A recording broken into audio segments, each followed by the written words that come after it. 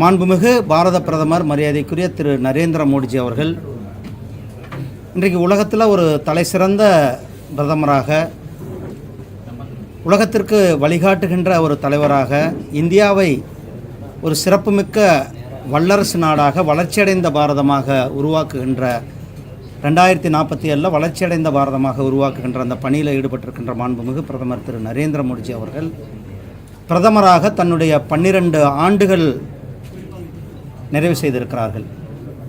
8ஆம் தேதி அன்றைக்கு நம்மளுடைய பாரத் மண்டபத்தில் இதே மாதிரி உங்களை போன்ற மூத்த பத்திரிகையாளர்கள், இந்தியாவிலிருந்து அனைத்து தரப்பான மூத்த பத்திரிகையாளர்களுக்கு சந்திப்பு. அதை தொடர்ந்து 9ஆம் தேதி அன்றைக்கும் அதே போல் ரீஜனல் லெவலில் இருக்கிற நம்ம தமிழ்நாடு, பாண்டிச்சேரி, கேரளா, கர்நாடகா அந்த மாதிரி எடிட்டர்ஸ், சீஃப் எடிட்டர்ஸ், ஓனர் அவங்களுக்கெல்லாம் கூட அவங்களுக்கு கூட இந்த மாதிரி சந்திப்பு. அதைத் தொடர்ந்து 10ஆம் தேதி உங்களுக்கு தெரியும் தேசிய ஜனநாயக கூட்டணியினுடைய தலைவர்களினுடைய கூட்டம். அதில் மாண்புமிகு பிரதமர் திரு நரேந்திர மோடிஜி அவர்களுக்கு 4399 நாட்கள், இன்றைக்கு பார்த்திங்கன்னா 4402வது நாள், ஒரு தலை சிறந்த பிரதமராக, மக்களால் தேர்ந்தெடுக்கப்பட்ட பிரதமராக தொடர்ந்து 12 ஆண்டுகள். நீங்கள் கேட்கலாம், நேரு கான்ஸ்டன்ட் அசம்பிளியால் நிர்ணயிக்கப்பட்ட பிரதமர், மக்களால் தேர்ந்தெடுக்கப்பட்ட பிரதமர் அல்ல. அப்போ அந்த சாதனையை மாண்புமிகு பிரதமர் அவர்கள் முறியடித்து இன்றைக்கு 4402 நாட்கள், இன்றைக்கு 4402 நாட்கள் அந்த சிறப்பு வாய்ந்த ஒரு பிரதமராக, தொடர்ச்சியாக இருக்கின்ற பிரதமராக மாண்புமிகு பிரதமர் திரு நரேந்திர மோடிஜி அவர்கள் 3வது முறையாக தொடர்ந்து பிரதமராக தன்னுடைய பணியை செய்து கொண்டிருக்கிறார்கள்.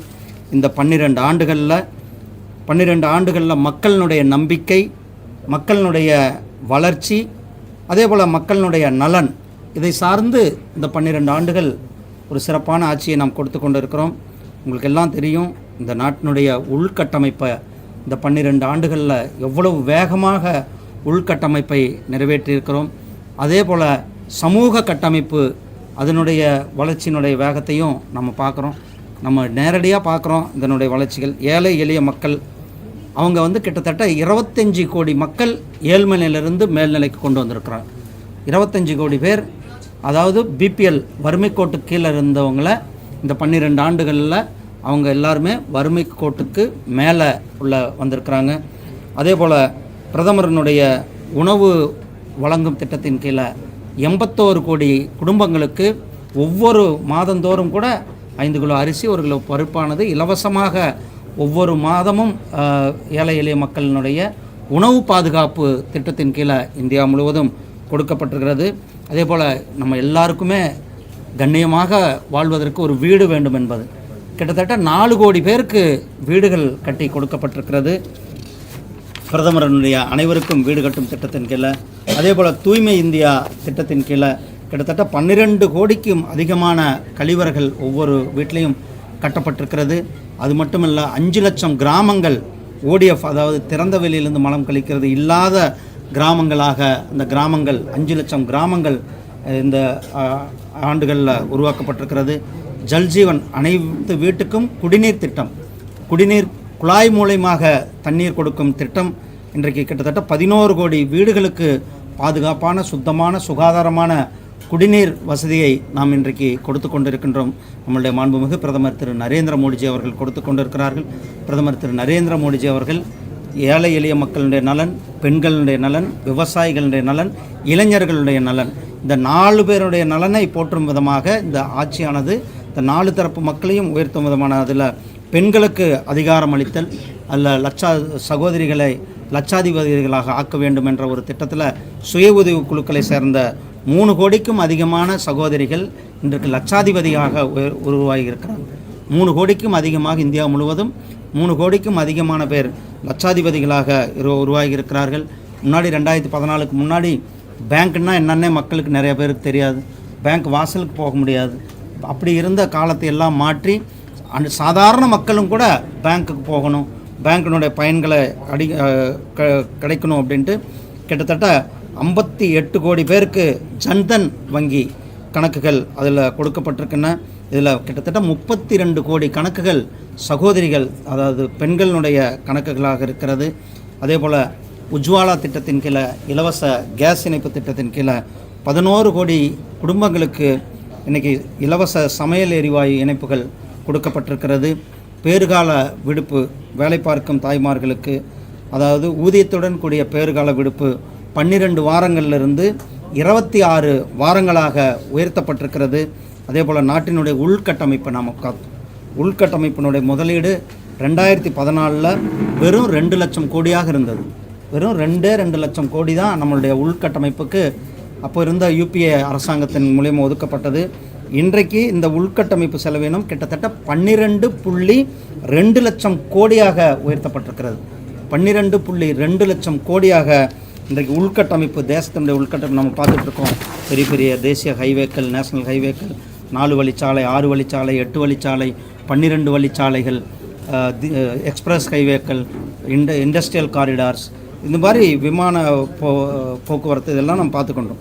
அதே போல் அந்த நவீன போக்குவரத்தை இன்னும் அதிகப்படுத்தும் விதமாக வந்தே பாரத் ரயில்கள் இந்த 12 ஆண்டுகளில் கிட்டத்தட்ட 164 வந்தே பாரத் ரயில்கள் இன்றைக்கு இந்தியா முழுவதும் இந்த வந்தே பாரத் சர்வீஸானது கொடுக்கப்பட்டிருக்கிறது. 26 நகரங்களில் 1155 கிலோமீட்டர் நீளத்திற்கு புதிய மெட்ரோ ரயில் திட்டமானது கொடுக்கப்பட்டிருக்கிறது. மெட்ரோக்கள் சென்னையில் கூட இப்போ 2ஆம் கட்டம் பணிகள் நடந்து கொண்டிருக்கிறது. அதே போல் 3ஆம் கட்டத்துக்கான வேலைகளும் கூட அவங்க அடிப்படை வேலைகளை தொடங்கியிருக்கிறாங்க. விமான போக்குவரத்தை பொறுத்தளவுக்கு கிட்டத்தட்ட 124 விமான நிலையங்கள் இந்த உதான் சேவை திட்டத்தின் கீழே 164 விமான நிலையங்களாக இன்றைக்கு விமான நிலையங்கள் இருக்கிறது. டிஜிட்டல் இந்தியா, இன்றைக்கி பண பரிவர்த்தனை நம்ம பார்க்குறோம்.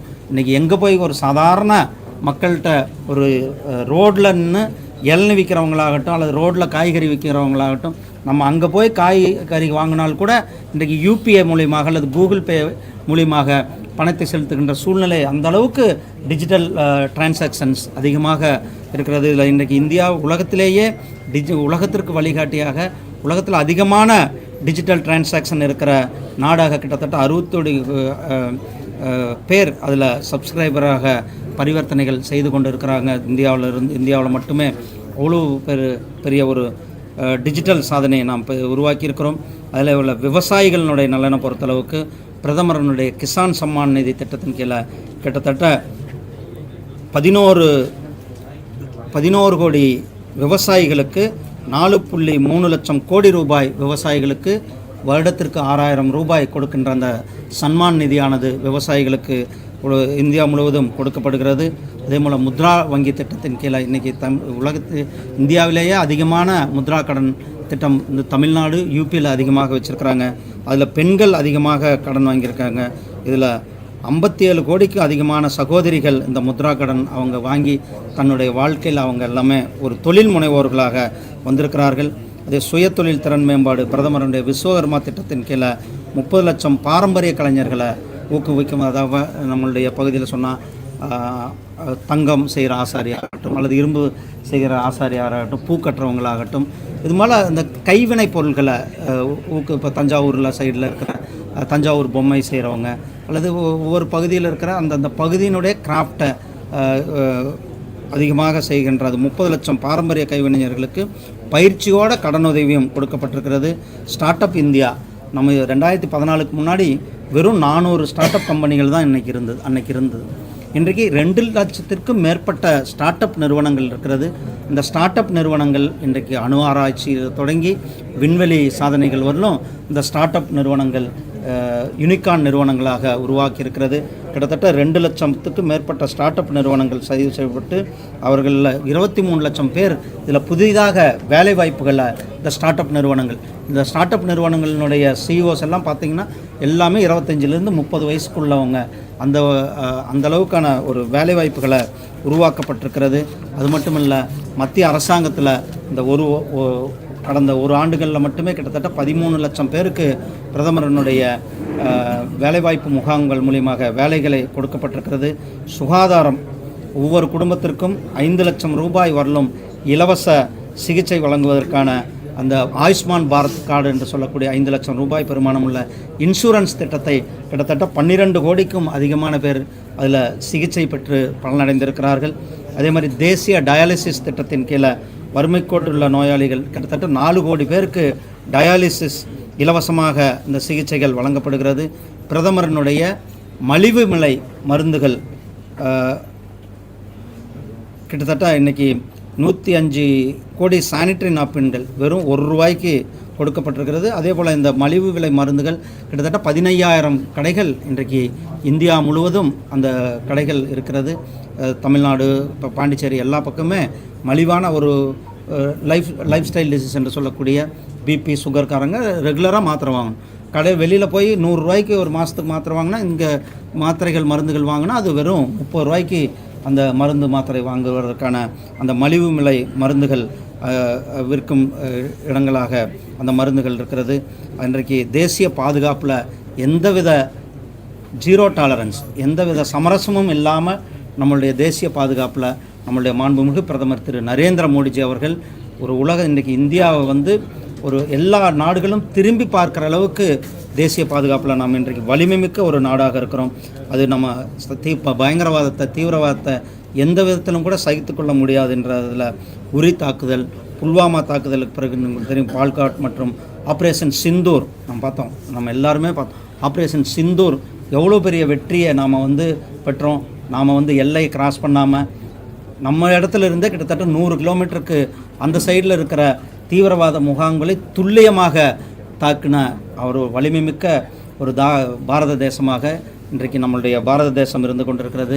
கிட்டத்தட்ட நக்சல் இன்றைக்கி இந்தியாவில் நக்சலே இல்லாத அளவுக்கு நக்சலைட் ஒழிப்பு ஆனது நடந்திருக்கு. அந்த பகுதி எல்லாமே இன்றைக்கு சிறப்பு கவனம் கொடுத்து நக்சலைட் இருந்த அந்த காரிடார், திருப்பதியிலிருந்து பசுபதின்னு சொல்லுவாங்க, நேபாள் வரலும் அந்த காரிடார் இருந்தது. இந்த காரிடார் இன்றைக்கி முழுவதுமாக தேசிய இணைப்பு நீரோட்டத்தில் கொண்டு வந்து அந்த பகுதிகளை மேம்படுத்துகின்ற பணியாக நம்மளுடைய மாண்புமிகு பிரதமர் திரு நரேந்திர மோடிஜி அவர்கள் செய்து கொண்டிருக்கிறார்கள். உங்களுக்கு தெரியும், G20 மாநாடு இந்தியாவில் எவ்வளோ சிறப்பாக நடந்தது. அந்த G20 மாநாட்டு மூலியமாக இந்தியாவினுடைய முகம் உலக தேசத்தில் எவ்வளோ ஒரு பெரிய மாற்றத்தை கொடுத்திருக்கிறது. இன்றைக்கு இந்தியா உலகத்திலேயே மிக அதிகமான பொருளாதார நாடாக, 4வது பொருளாதார நாடாக, 3வது பொருளாதார நாடாக நாம் இன்றைக்கு இருந்து கொண்டிருக்கிறோம். $5 ட்ரில்லியன் பொருளாதாரத்தை நோக்கி நம்மளுடைய பொருளாதாரமானது மிக வேகமாக முன்னேறி கொண்டிருக்கிறது சகோதரர்கள். அதே மாதிரி தமிழர்களுடைய பண்பாடு, தமிழர்களுடைய பெருமையை போற்றும் விதமாக நம்மளுடைய மாண்புமிகு பிரதமர் திரு நரேந்திர மோடிஜி அவர்கள் ஜல்லிக்கட்டுக்கு இருந்த தடையை நீக்கி அதுக்கு ஜல்லிக்கட்டுவை கொண்டு வந்தாங்க. காசி தமிழ் சங்கமும் இன்றைக்கி ஒவ்வொரு வருடமும் கூட காசியில் பிரதமர் திரு நரேந்திர மோடிஜி அவர்களுடைய சொந்த தொகுதி வாரணாசியில் இங்கிருந்து தமிழ்நாட்டிலிருந்து வருடந்தோறும் அங்கே போய் நம்மளுடைய தமிழ் கலாச்சாரங்களை போற்றுகின்ற நிகழ்ச்சிகள் அங்கே நடந்திருக்கு. இன்றைக்கு காசி தமிழ் சங்கம் உலகத்தில் ஒரு பெரிய ஒரு நிகழ்வாக மாறியிருக்கிறது. அதே போல் நாடாளுமன்றத்தில் நம்மளுடைய சோழர்களினுடைய பெருமை, செங்கோல், சோழர்களுடைய ஆட்சியினுடைய அந்த ஒரு புகழ்மிக்க ஆட்சியினை எடுத்துக்காட்டும் விதமான அந்த செங்கோலை இன்றைக்கு பாராளுமன்றத்தினுடைய லோக்சபாவில் சபாநாயகருக்கு பக்கத்தில் அந்த செங்கோலானது நிறுவப்பட்டு தமிழர்களுக்கு ஒரு மிகப்பெரிய ஒரு பெருமை சேர்த்திருக்கிறது நம்மளுடைய மாண்புமிகு பிரதமர் திரு நரேந்திர மோடிஜி அவர்கள். அதே போல் செம்மொழி அந்தஸ்து 11 மொழிகளுக்கு கொடுக்கப்பட்டிருக்கிறது. அதே போல் கிட்டத்தட்ட 668 பழங்கால